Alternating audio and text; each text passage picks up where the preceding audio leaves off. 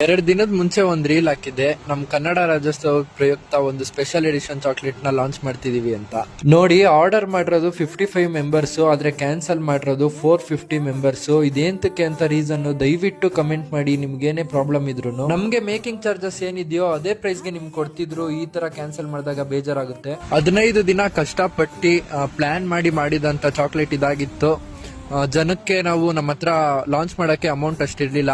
ಅದಕ್ಕೆ pre order ಬಿಟ್ಬಿಟ್ಟು ಒಂದು 500 ಆರ್ಡರ್ ಆದ್ರೂ ಬರುತ್ತೆ ಅಂತ ಅನ್ಕೊಂಡು ನಾವು ವಿಡಿಯೋ ಅಪ್ಲೋಡ್ ಮಾಡಿದ್ವಿ. ಯಾಕಂದ್ರೆ ಇನ್ನ ಕನ್ನಡ ರಾಜ್ಯೋತ್ಸವಕ್ಕಿರೋದು 3 ದಿನ. ಆದ್ರೆ ಆಗಿದ್ದೇನಂದ್ರೆ ನಮ್ಗೆ ಆರ್ಡರ್ ಬಂದಿರೋದೇ 50 ಜನದಿಂದ ಅಷ್ಟೇ. 50 ಜನದ ಆರ್ಡರ್ ಅಂದ್ರೆ ನಾವಲ್ಲಿ ಬಾಕ್ಸ್ ಪ್ರಿಂಟ್ ಮಾಡಿಸ್ಬೇಕಂದ್ರು ಮಿನಿಮಮ್ 1000 ಬಾಕ್ಸ್ ಪ್ರಿಂಟ್ ಮಾಡಿಸ್ಲೇಬೇಕು.